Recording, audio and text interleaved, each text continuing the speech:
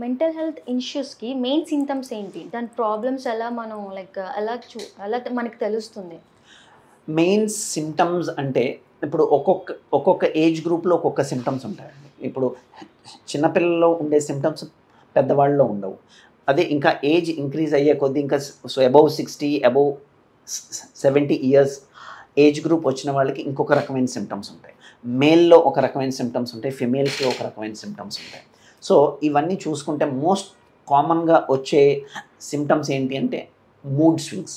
మెయిన్గా చాలామంది ఆల్మోస్ట్ 80-90% ఉండేది మూడ్ స్వింగ్స్ అనమాట. ఈ మెయిన్ మోస్ట్ కామన్ సిమ్టమ్ ఇది. అంటే మూడ్ సరిగ్గా లేకపోవడం, మూడ్ హ్యాపీగా ఉండలేకపోవడం, ఏం సాధించినా సరే సక్సెస్ వచ్చినా సరే లేకపోతే ఈవెన్ నార్మల్ ఫంక్షనింగ్ ఆఫ్ లైఫ్లో కూడా వాళ్ళు హ్యాపీగా ఉండరు.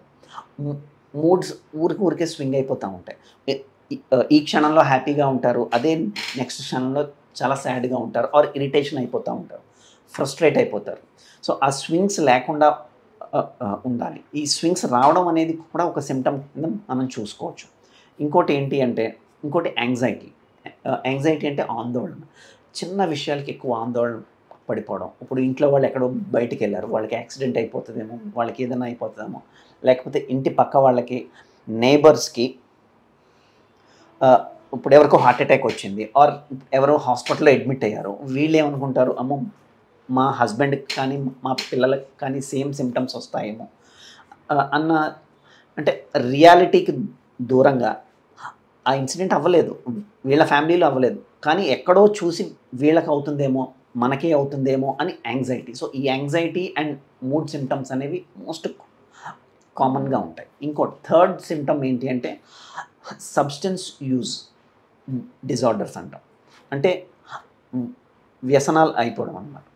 సబ్స్టెన్సెస్కి వ్యసనాలు అవ్వడం అంటే ఎడిక్షన్ అన్నమాట. ఇప్పుడు లైక్ ఆల్కహాల్ కానీ, లేకపోతే ఇంకా ఇప్పుడు అర్బన్ సొసైటీస్లో కెనబిస్ అంటాం, అంటే గాంజాయి. సో దానికి ఎడిక్ట్ అయిపోవడం, ఇవన్నీ కూడా సిమ్టమ్స్ కింద మనం చెప్పుకోవచ్చు.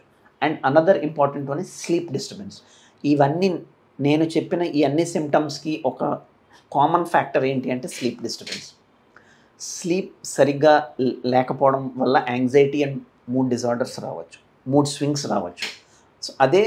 అండ్ ఇంకొక డైరెక్షన్లో మనం చూస్తే యాంగ్జైటీ వల్ల ఇన్సామ్నియా అంటారు. స్లీప్ డిస్టర్బెన్స్, స్లీప్ లేకపోవడాన్ని ఇన్సామ్నియా అంటారు. సో ఇన్సామ్నియా వల్ల యాంగ్జైటీ రావచ్చు, ఆర్ యాంగ్జైటీ వల్ల ఇన్సామ్నియా రావచ్చు. సో అటు ఇటు ఎటైనా సరే it is abnormal thinking. So all these symptoms so మన సొసైటీలో చాలామందికి వస్తుంటాయి, కానీ మెంటల్ హెల్త్ అవేర్నెస్ లేకపోవడం వల్ల ఫ్యామిలీస్లో ఐడెంటిఫై చేయరు.